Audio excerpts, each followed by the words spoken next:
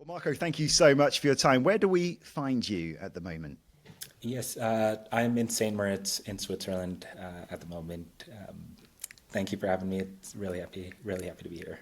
And we're part of a training camp at the moment in what's been a slightly different season for you so far. I mean, Grand Slam track, meaning you're beginning the season at intensity a little bit earlier, I guess. You got those 1,500 meters you had to negotiate as well, and the World Champs a little bit late. So it's been a different year to negotiate for you in terms of the planning. Yeah, a little bit, but it's funny how it all worked out. We didn't really have to change training a whole lot this year. I think early on in the season, coach and I, we focus more on the base, I think, just like everyone does. So having the 15s there worked out quite well for me.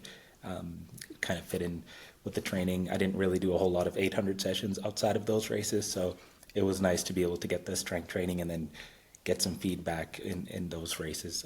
So feeling really good about how the season went thus far, and I'm really excited for the next couple months. And to be in St. Moritz, have you done much altitude training before, or is this sort of dipping your toe in for the first time? This is definitely in new territories. I've done one camp in Park City in the U.S. This was late last year, with the help of Ollie, of course, and now we're looking to time it just right for the World Championships. I will be going down to race a couple times from here, but gonna spend 4 weeks and then head on down to Japan. Okay. Sorry. Rich, you're going to go. Marco, for anyone who is a bit like me, like not an elite level runner and wants to know what it's like going into an altitude environment for the first time, how have you actually found it and how have you adapted to it? To be honest, it's been very, very nice. I think St. Moritz is one of the most beautiful places on the planet. Of course, the first week we don't really do a whole lot of intense training, just to let our bodies adjust. So I've got to walk around a little bit, see the place. I think just getting comfortable with our surroundings, getting settled, and then just slowly starting to get back into the regular flow of things. But yeah, I think I don't know if I can speak for most athletes, but in my case, I do rest quite a bit, and I've spent a whole lot of the past week just sleeping and letting my body recover from the sessions. Oh, that sounds so good. I wish I slept more. Honestly, I sometimes think I could take over the world if I slept more. But for someone that's not done much altitude training in the past then, Marco, have you noticed much of a physiological difference? Have you found it to be much tougher? Yes, definitely. I only have the one trip to Park City to kind of look at as a past experience, and I do remember a couple of weeks afterwards just feeling super fit in the middle of December, and fit enough to even do a half marathon and run wow. really well. It had nothing to do with training, but I just remember running splits that I've never seen before, and I think it definitely does help. There's a reason why almost every distance runner has gone up to altitude at some point, and I just want to get the most advantage I can going into these next World Championships. Well, you're joining the altitude party. I was wondering whether Park City was before Paris, but that's so exciting that, you're starting to integrate. You've already achieved everything you've achieved, and now you're dabbling in the altitude training as well. I always think it feels like you've got 3 lungs when you get back. Once the dust settles, you're like, wow, like what's going on? And that's kind of what it felt like, to be honest. The training sessions were just going so well, and I'm hoping I'm feeling the same way in September. And when you say you did the half marathon, Marco, is that in training, or did you actually enter an event? We're curious to know what that time was at the end. That's right. I ran it was in Huntsville, Alabama. My official time was 71 minutes. I can't remember the exact. That's pretty good for an 800-meter runner, isn't it? Who's just dabbling with that for the first time. Yeah, I don't know. I just, like I said, it wasn't for training or anything. I just love watching the road events and thought, why not jump in one and see what we can do. I wonder whether that's the future one day, Marco.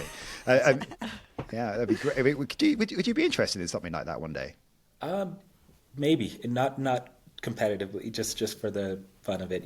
I think once I'm done running, like once I'm retired officially, I do want to continue to run just to keep fitness, and I think I do find interest in like the road running, marathons, half marathons, that sort of thing. So possibly, you know, you might see a second running career for me, but that's Well, I feel like you could be a key member of this podcast because we're always talking about how much we love all the road races.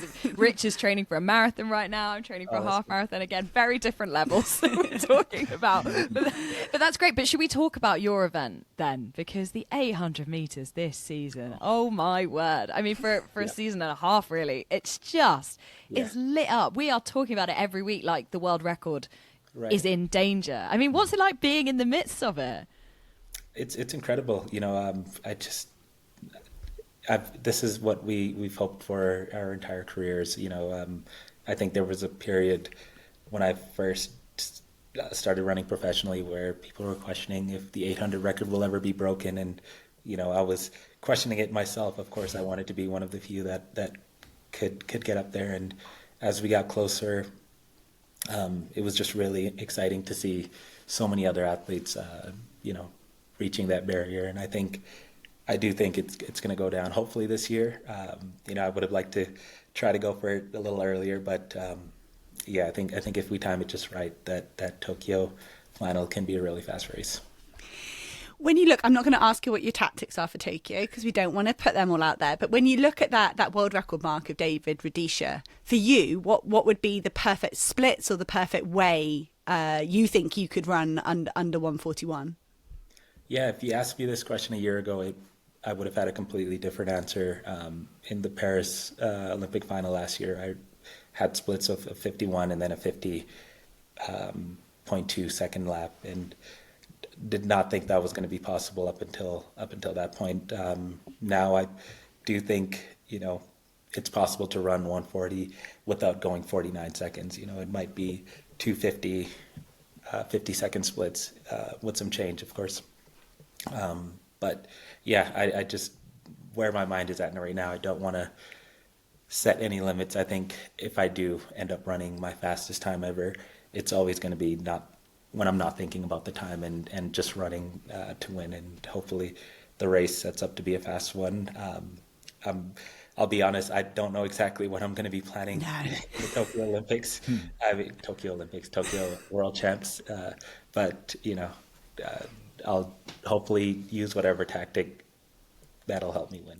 No, the last thing we want to do is give away any tactic spoilers. That'd be awful. But it is interesting, isn't it? Because we were always obsessed about Rudisha going 49.5. Like, that was the sweet spot. That was every race. It was like, if he does 49.5, then he's going to run phenomenal. Whereas, yeah, you guys do seem to be shifting it that little bit towards the even laps. Yeah, no, absolutely. And I've seen, I mean, there's some guys right now that can run really well off 49 seconds. I've had some successful races running sub 50 as well. But the range, it's depends on the athlete, and you know, 50, I think anywhere between 51 to 49, you can be ready for a fast race in those conditions. We're going to get back to talking about the 800 specifically in a little bit later on, Marco. But I think lots of people listening to this won't know a whole lot about your backstory, because the majority of our audience is obviously based in the UK.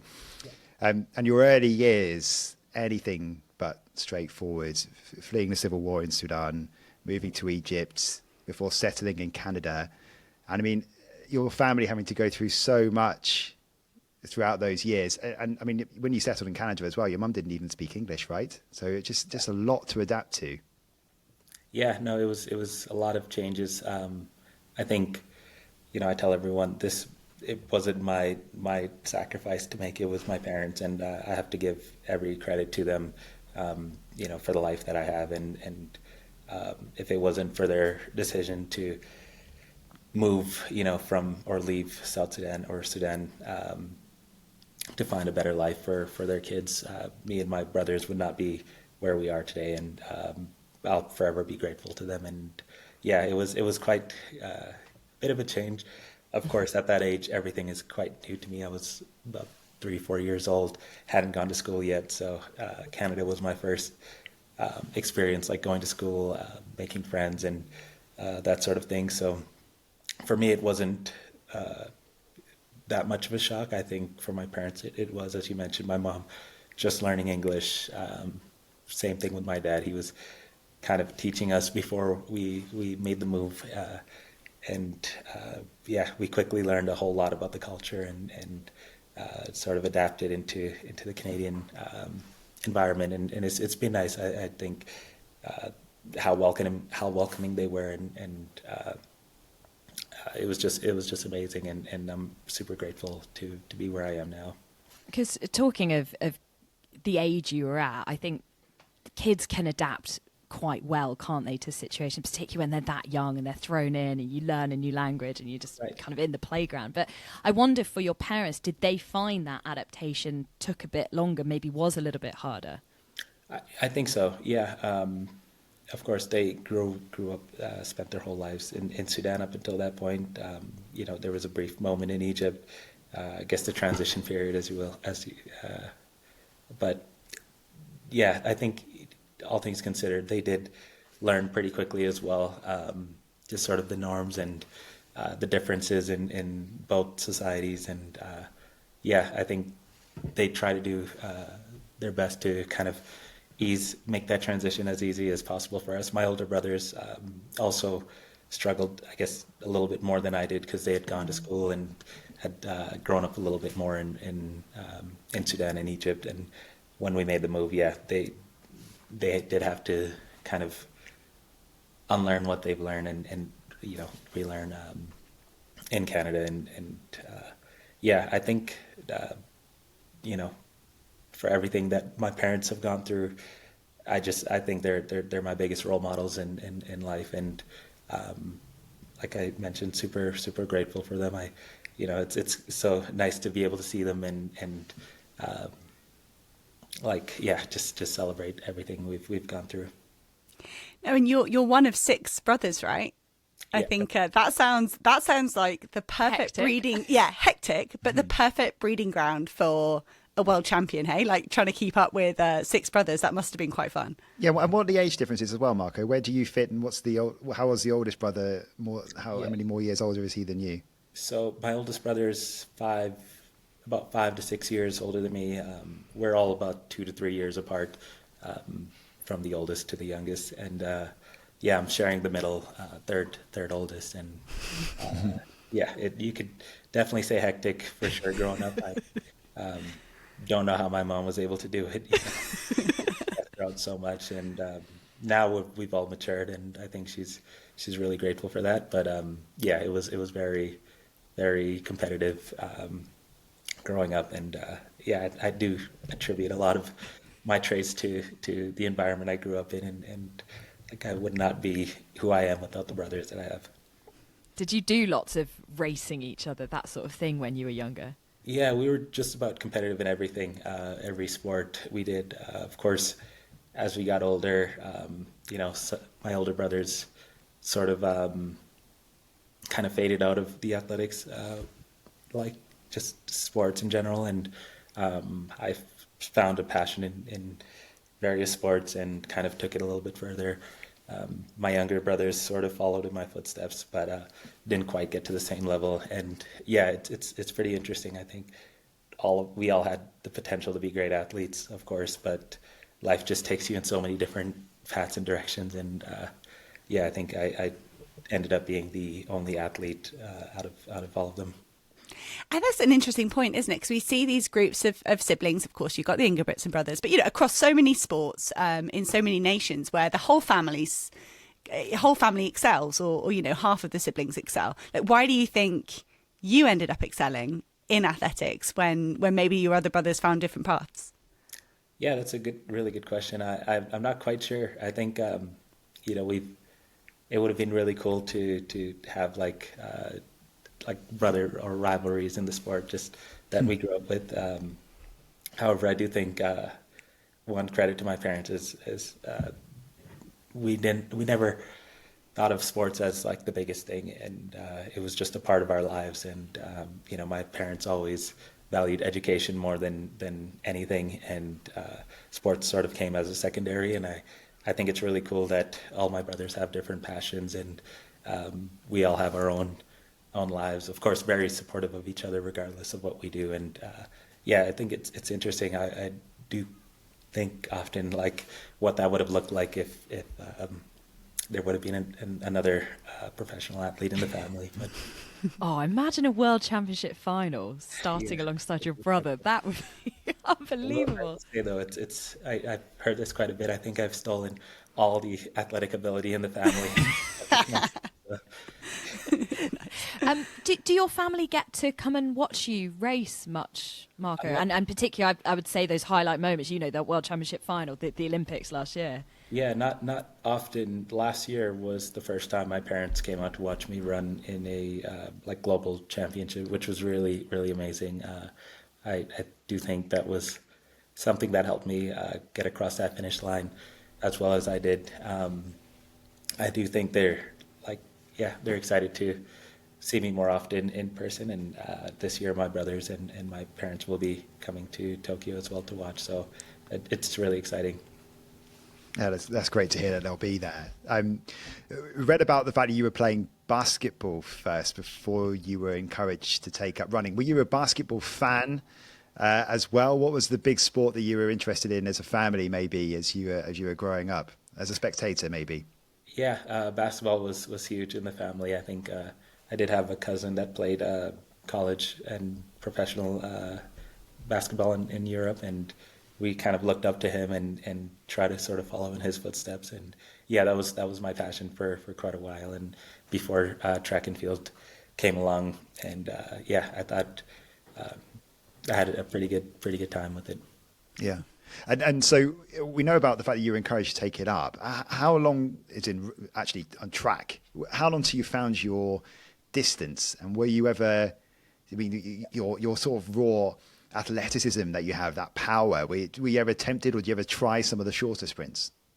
Funny enough, I never considered myself a sprinter. It was, I think, my first track meet in high school. I entered to run the 3K, the 15, or I wanted to do the 3K, 15 and 800, and my high school basketball coach suggested I remove the 3K and do the 400 instead. And fortunately for me, like the 400 was the first event, and that was where I sort of saw the potential and was recruited to join a track club, and the rest was history from there. So if it wasn't for his suggestion, I don't know if I would be, doing as well as I am now. Where did you grow up in Canada? Where did you guys settle? In Edmonton. Well, we first came to Saskatoon and lived there for a couple of years, but spent most of my childhood in Edmonton, Alberta. Oh, I love it. My niece and nephew live in Canada, and they've just done their first athletics meet. They did a pentathlon at the Canadian Championships, and they loved watching you run they saw you run the 800. But I think my niece got bored after one event, but my nephew is hooked. He loved you, Damien Warner, and Ethan Katzberg. He thought you guys were there. I think we're all quite envious, actually, Marco, because my mum's side are in Vancouver. And also in Calgary, my dad's side are in Ottawa, and there's just been this dream all the time of wanting to live in Canada. It's got this sort of idealistic lifestyle that we kind of dream of, I think, here in the UK. The grass is always greener, but it's a great place to grow up and live, right? Yeah, if you don't mind the cold, that's... Yes, I was going to ask that because we were talking, obviously, some serious cultural shocks for you and your family moving across the world, but I don't want to make light of it, but the weather must have been a huge shock for your parents. Absolutely, yeah. We kind of joke about it every year.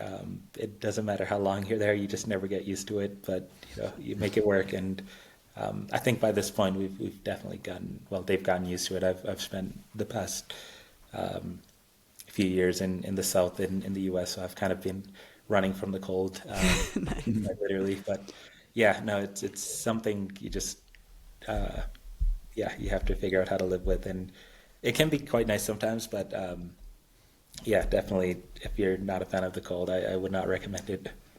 Yeah.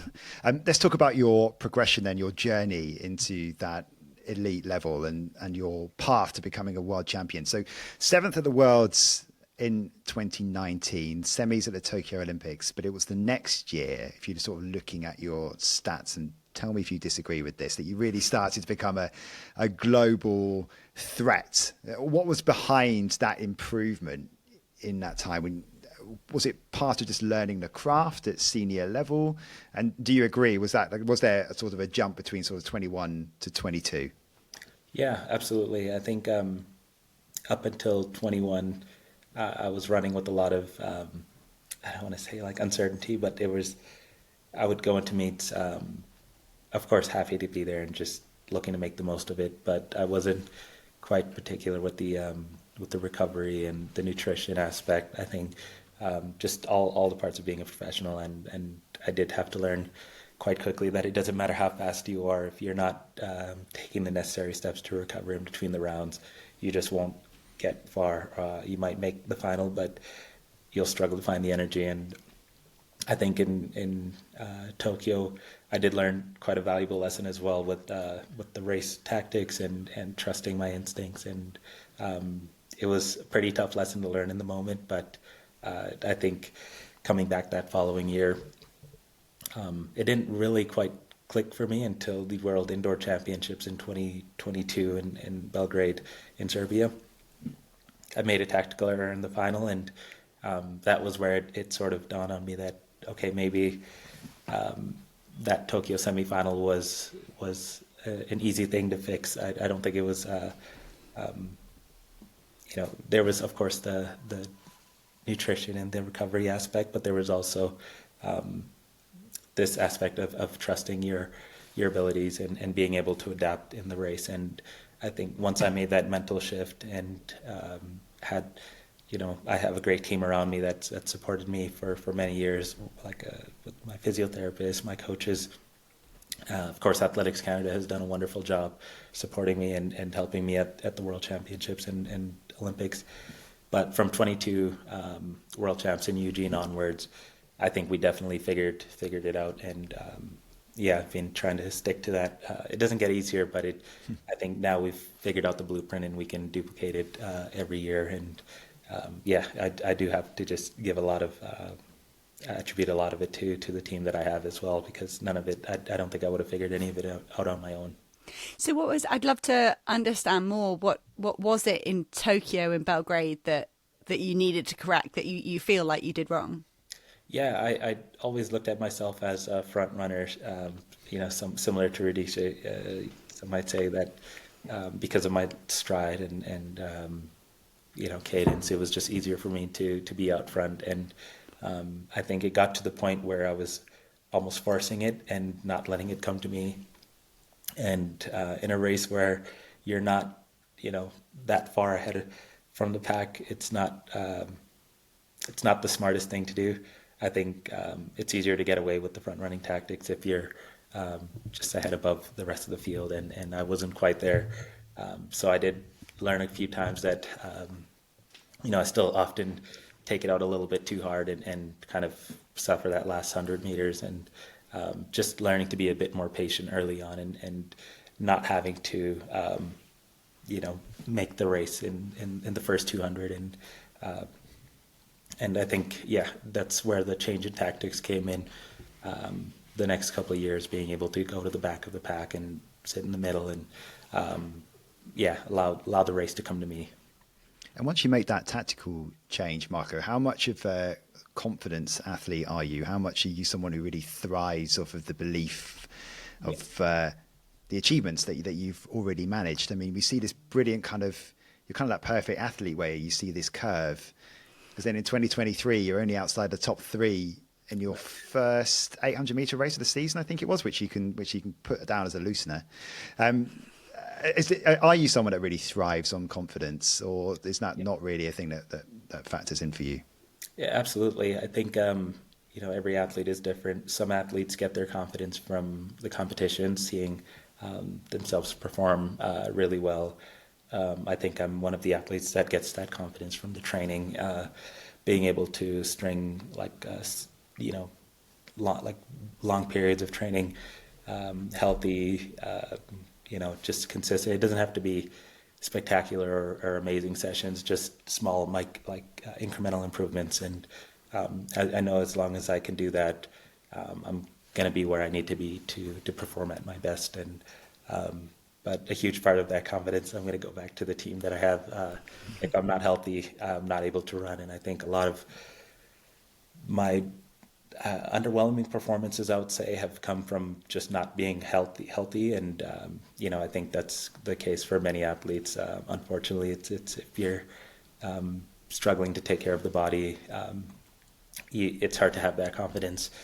Just being healthy, training really well does give me a lot of confidence.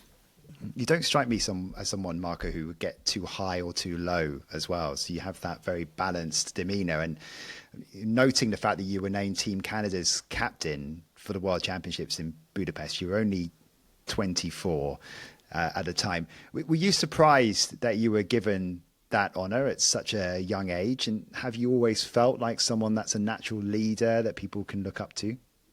I never considered myself a leader. It was funny. You mentioned that I actually wanted to turn it down, when that opportunity was brought to me, because I just never considered myself as someone, I'm not very vocal, and I guess you could say I might lead by example. But when Coach Glenroy from Team Canada told me that it wouldn't require a whole lot from my hand, just a few words at our team meeting, and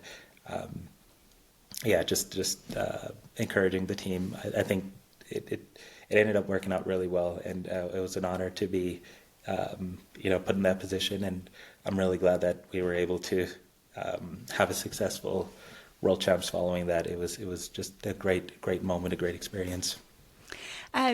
Marco, you just exude being modest, being humble, and I can see why they choose you as a role model. You're such a well balanced approach to all of this, but athletics, track and field, it's brutal. You need a sharp edge in there. You need to be able to turn that on, particularly in something like the men's 800. How do you marry what is such a mellow personality with stepping on the start line and fighting with the best in the world?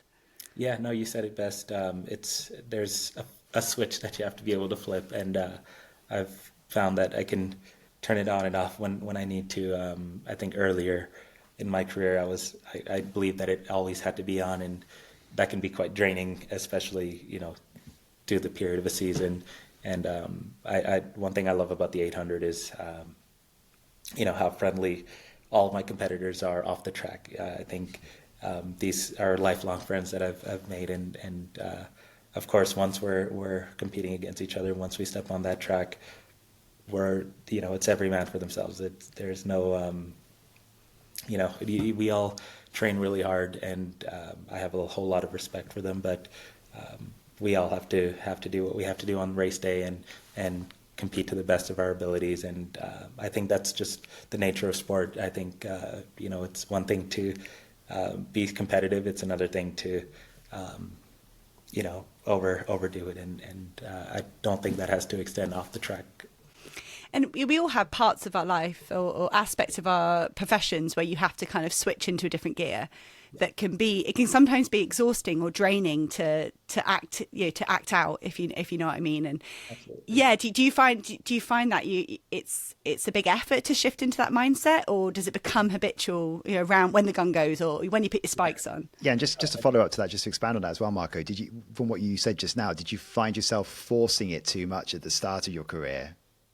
Yeah, it was, I think, just trying to find the balance of, not just in competition, but also in training, throughout the regular period of the season when you're not competing as often. If you're just on go mode all the time, it can be very draining. And I think over time, I think the experience as well has helped quite a bit.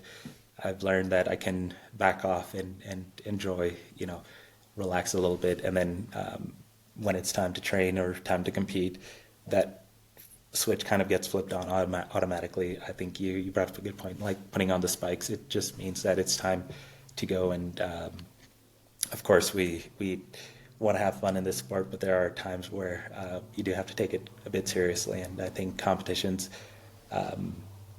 like that, or that's my thing.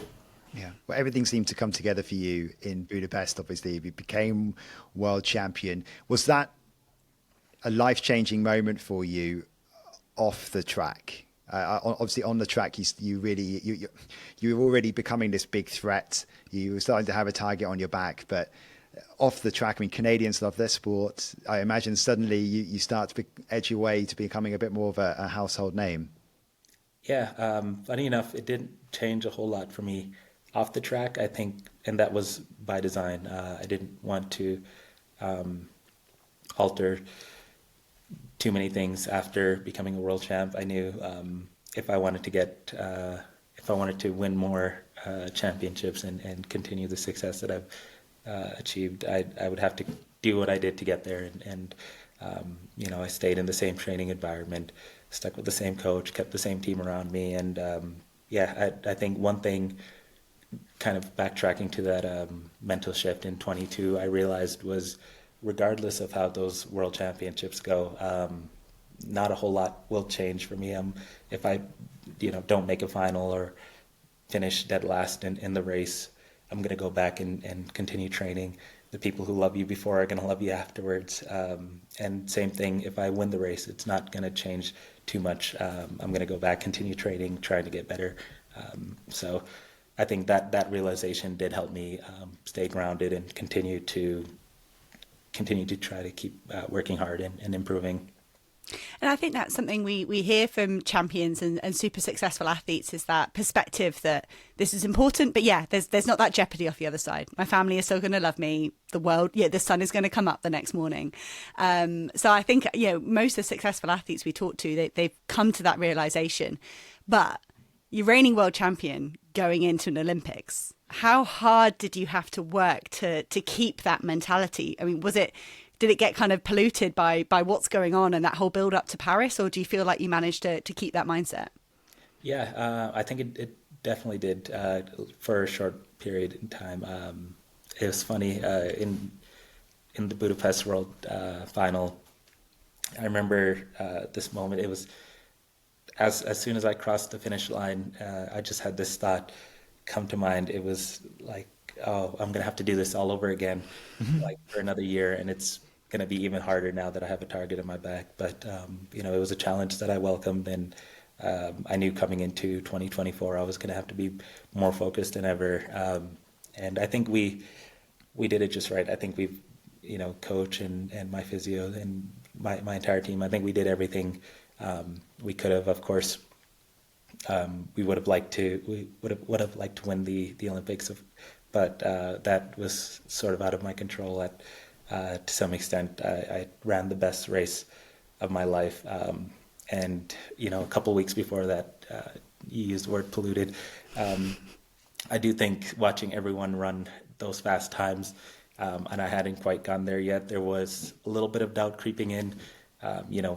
I think every athlete has experienced this at some point, where you start questioning if you have what it takes. And, I just had to sort of double down and stick to my beliefs, and that I was capable of doing, everything that I think I can. And it got me across the finish line as well. Well, yes, it sounds like, are you at peace with that silver medal and you feel like it's everything you could do? Yeah. Yeah, no, I think there was a little bit of frustration, of course.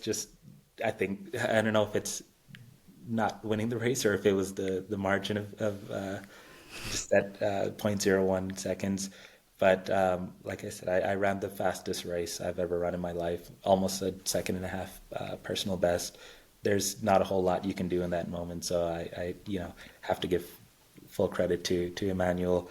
He ran an incredible race. He was the better man on the day, and it was. I'm just really happy to be a part of a race that was so special. I think seeing all those fast times, one of my favorite races now to watch. It's topped the London Olympic final, of course, which I've watched over 100 times up till that point.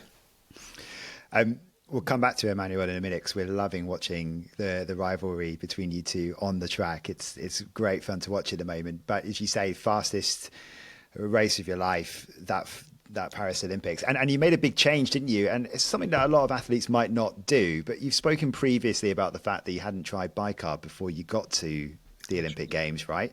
And you didn't use it even at the start in the heats. Is that correct? So you only made a change sort of during the competition. So, I mean, that it's quite a gamble, isn't it? Considering that, you know, there can be those GI issues sometimes, but, you know, you obviously chose the right product. Yeah, absolutely. It was interesting. I heard about Morton and the bicarb product maybe a month prior. However, we were in Spain, and for some reason I just couldn't get it shipped to me at the time. So I'd reached out to my agent, and they said they can get it for me in Paris. Of course, you know, ideally you don't want to be trying anything new in a moment like this. I definitely wouldn't recommend it. However, I did the research and, you know, trusted that this was something that I would need to get to that next level. And I did try it out in the pre-meet before the Olympics, just to see how it would feel, how it settles with my stomach, and it felt pretty good. I didn't have any issues, and figured I wouldn't need it for the first round. I think, the semifinals, you know, it being top two next to, I just didn't want to make the same mistake going into it as I did in the previous Olympics, and wanted to be as fully prepared as I could be, and you know, decided to take it then, and felt amazing. And I think it really helped me in those two rounds, in the semifinal and the final.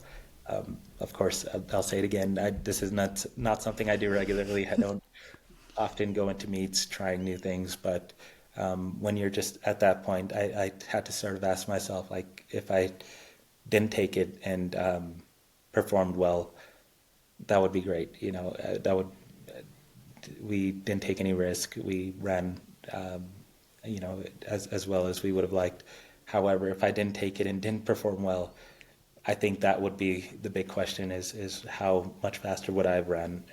And I just didn't want to, you know, end the season having any regrets, and I'm glad, you know, it worked out. I think the Morton bicarb is just, it's incredible. I've used it, up until this point, and it's been one of the things I implement in training and in competitions from now. And you've spoken so much about your team, and it sounds like you guys are such a lovely, close-knit group, but athletes always go through moments when they want to try something new, or they don't know what to do, and I think those sort of decisions only go smoothly if you've got a great sounding board around you, and you can make, because if all that pressure's on you making that decision, that's too much pressure, isn't it? That's whether that's tactics, whether it's trying bicarb, whether it's new carbon shoes, whatever it is, you need support, don't you? Yeah, absolutely. And I'm glad, you know, not everyone was, you know, immediately on board with it, of course. But I think they were valid concerns, of course. You don't want to take too big of a risk. Of course, there was a potential GI issues that came up, the concerns that came up. And I think one thing I love about my team is they'll tell me exactly what I need to hear, and not always what I want to hear. And, you know, and I think it did come down to having to make that choice, and they trusted me, you know, with whatever choice I made, and weren't putting too much pressure on it as well. So that incredible race in Paris, so you went sub 142 for the first time, then you ran a 141 in your next two races as well. So 3 in a row, I think that's right. So once you cracked it once, did it feel like that was coming easier for you? Yeah, absolutely. I think it was somewhere around that 300 to go, final 200. It just sort of clicked in that final, like, oh, this is the right energy distribution. And of course, like it did help to get that stimulus once. I'm always of the belief that once you've done something once, you can do it again, as long as you remain healthy, of course. And it was great to see the performances continue after the Olympics. You know, sometimes you get the, I guess, some people would call it the post-Olympic blues. Once everything just seems like a a step down from the biggest stage of your life. And I think for me, those next couple of races kept that excitement going, kept the energy high, and I was really proud of the way they turned out. Yeah. No, it was an awesome end to the year and just so exciting. We've touched on that world record, and you do just feel like it's just, you hope it's going to happen in the next few seasons for you guys. But when we looked, we talked about at the start of the programme about Grand Slam track this season, and that being a very different racing environment, no pacemakers. So when you talk about feeling like you cracked that 141 effort distribution, energy distribution, going into those non-pace-made races against those guys, did you see that as an opportunity to further develop those tactics and kind of hone them? Yeah, absolutely. I think whenever you're in a race and the goal is to win and nothing else, it does make for an exciting competition. It was really fun to just sort of try out different tactics, see how well I can perform without the pacer, and in the 1500 as well. I think that was a really fun challenge, and I think it. Of course, I wasn't in the sharpest I would be in the season at that point in time, but definitely a lot of fun, a lot of great experiences there. I was going to say, there's a lot of banter flying around, wasn't there? I mean, Josh Kerr was giving it the big one, wasn't he? As he always would, of course. When he said about how it was cute about what you were saying about what you could run the 1500 meters in, but you must have been, I imagine, as an 800 guy, cheering on Emmanuel Wanyonyi when he smoked the 1500 guys in the first race, right? In the first 15. I will say it was a pretty exciting moment for 800 athletes. Of course, I want to say the best view of that race. I was maybe 4 or 5 seconds behind, but I figured, I'm going to have to step it up the next day. Otherwise, I think a little bit of the attention was off of me as well, which kind of helped, I think, going into the 800.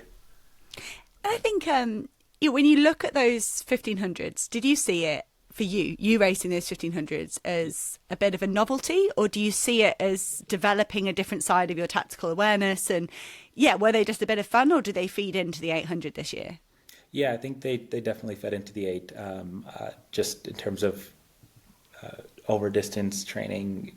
Running the 15 always makes the 800 feel a lot shorter, and I think that's a great thing. I do think as my career develops, I might end up stepping up in the distance and challenging the 1500 more often, possibly doing the double at a World Champs or Olympics. So it's nice to sort of get a start, earlier in the season and get a few more races. Typically, we just do one race for training, and it was nice to sort of see how my body would respond to 3 or. Is that a thought or a plan at the moment, Marco? I definitely, I think it's a plan. I think it's been a thought for the past couple of years. I think this year we've really gained that confidence to think that it's possible. If the World Champs schedule was a little bit different this year, if the 8 had gone first, I think that might have been something we would have tried to do, but there's just, I think, too much risk involved with that. So yeah, possibly next time around. And I think we said that when we were looking at Grand Slam track and analysing it. I think to see athletes step out of their comfort zone, like you say, not just for a training run. It's different when you run one early season just to tick a box. But when you had to have that accountability in training sessions, and then there's real money on the line and real reputation on the line. I think it brought more out of the athletes, especially the 200 meter runners running 400 and all that sort of thing. What about Commonwealth Games? Would you muck around with a 1500 at Commonwealth Games? Thought about it. That might be a possibility next year. That would be really, really exciting. I'd like that. We'll have to figure out what the schedule looks like. But yeah, I haven't done a Commonwealth game. I think that might be the only global championships or I guess international competition that I haven't done that I am able to do. But you'd have to face Wanyonyi again, wouldn't you? Maybe you've got to go talk to him and figure out if you guys can protect that off year by doing different events, so you can both have a chilled year. He's looking to step up to the 15 as well, so there's no escaping Wanyonyi, it seems. Yeah, and Josh Kerr will be desperate to compete in his home country as well, back in Scotland as well. Just on Grand Slam track, just the last few bits on this before we move on from it. I mean, it's a shame how it ended this year, the first season. We spoke to Josh recently after the British champs, and he talked about how we all, as an athletics community, athletes, fans, need to get behind it and not talk about the negatives of it, that we need it not to fail. Are you optimistic that this won't be a one and done for Grand Slam track, that we will see it again? Yeah, I definitely am. I would agree. It is a shame how it ended this season. I think definitely blindsided quite a few people, and I think it's best to stay hopeful for the future of athletics. It was not looking so good. I imagine it's probably going to get a little bit ugly in the coming months, but I do hope that they're able to figure it out this year and hopefully have a return next year. I think having something new in the sport was just really exciting. It was great to be a part of. And I've heard so many people say this is the most excitement they've had in the sport in a while. Just watching athletes compete. For high stakes. But yeah, the execution was improving as we went on. I think, it did show that there's still room for innovation in the sport, and I hope to see more good come out of it. Yeah, I mean, it was really good to watch. And like I say, when you say about it being ugly, I mean, I guess talking about the payment issues, because athletes haven't been paid yet, right? So that's the case with you, I imagine, as well.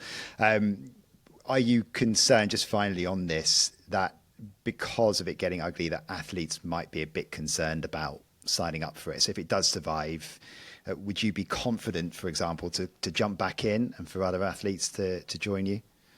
Yeah, I think I would definitely jump back in. Of course, I can't speak for every athlete. I know some athletes will have a harder time with it than myself.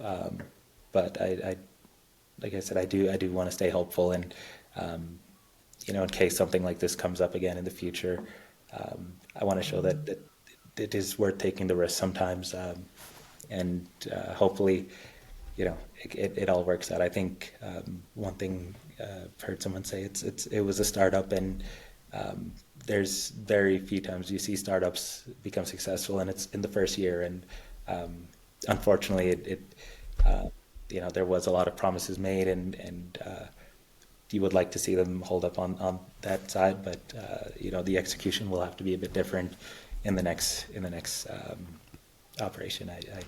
But if it does come up, I will most likely want to rerun again.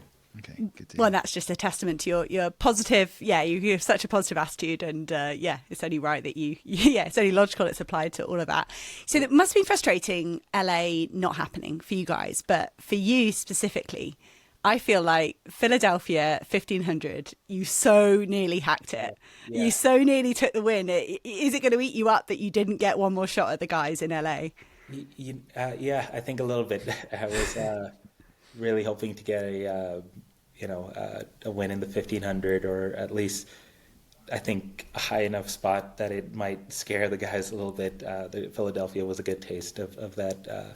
I did feel more confident in the 15 as they went on. The first, I was sort of, I guess, I can't remember the quote Josh used. It was something like a fish out of water or deer lights, something like that. But he was definitely right. In Kingston, I didn't know, what I was doing. It was trying to figure it out, and I don't think the fitness was quite there. However, in Miami, I think I finished in a lower position in the 15. However, I was sort of in the mix this time, and gained a lot more confidence going into Philadelphia. And the training suggested I could run something really fast. I don't want to say exactly what the time might have been, but yeah, I think I was definitely ready to give those guys a run for their money. Before we close, Marco, just the state of 800 meter racing at the moment is just amazing. We're loving. We said near at the top about the world record could go soon. I know you've talked about being inspired by David Rudisha and watching that race over 100 times. I imagine you must look at that as one of the greatest performances of all time. But right now, we're really enjoying you against Emmanuel Wanyonyi, and I know you say the relationships off the track are really good, but so are you quite close, you two? Yeah, I think so. He's a really friendly guy, and just nice to be around. I think definitely works hard.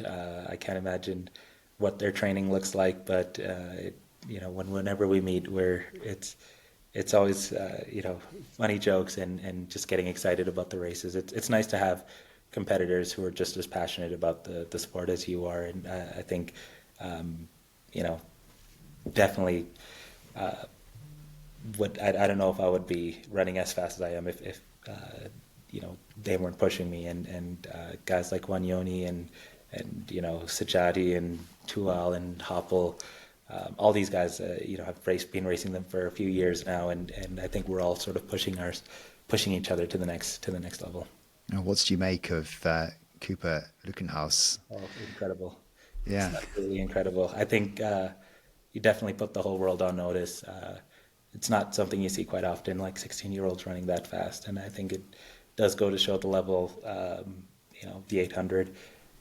How much it's improved in the past few years. Now that 142 has become sort of the norm, whereas when I first went professional, you might have one 142 performance in the year, and it's really cool to see. I'm excited to see his future unfold. And when you've been planning towards this title defence in Tokyo and all the main players and watching them, what did you make of Donovan Brazier coming back though? I mean, was he on your radar to consider for Tokyo? I was so happy to see him perform well. He had, as I think everyone knows, he had a rough few years, and he was someone that I sort of looked up to when I first entered, the world class scene, and going back to my first world championships, I had him in all 3 rounds, and he was just so far ahead of me. There was nothing I could do to challenge him, but it's nice to see him come back to be healthy again. I can't imagine what he had to have gone through in those moments, and all the lows to finally come back and make a team again, and to run a personal best on top of all of that. I think it'll be good to have him at the world championships again in Tokyo. I do think a healthy Donovan Brazier is a scary Donovan Brazier, so I have to come out with my A game. Well, we're loving watching the men's 8 at the moment. It really is super competitive, and we're loving what you're doing as well, Marco. Just before we close, sort of go back to around sort of near where we started at the top of this interview, really. Your dad, some quotes from him. I read how he said you were destined to be special. That you make him feel proud to be not just Canadian, but Sudanese and South Sudanese. It's not easy there at the moment. Do you feel a connection with all 3 as well? Yeah, absolutely. It's it just the support that I get from my parents. It means so much, and I see how proud they are every time I talk to them, and it just really encourages me to continue to work hard and continue to do the best I can, knowing that they have, like they're behind me every step of the way. And yeah, the same thing goes for all of the supporters in Canada and Sudan and all across the world. It does mean a lot. Like everywhere I go, the people that I represent, when I step up on the big stage, it just gives me more fuel to perform the best that I can. And yeah, thanks for sharing that. It's always nice to be reminded.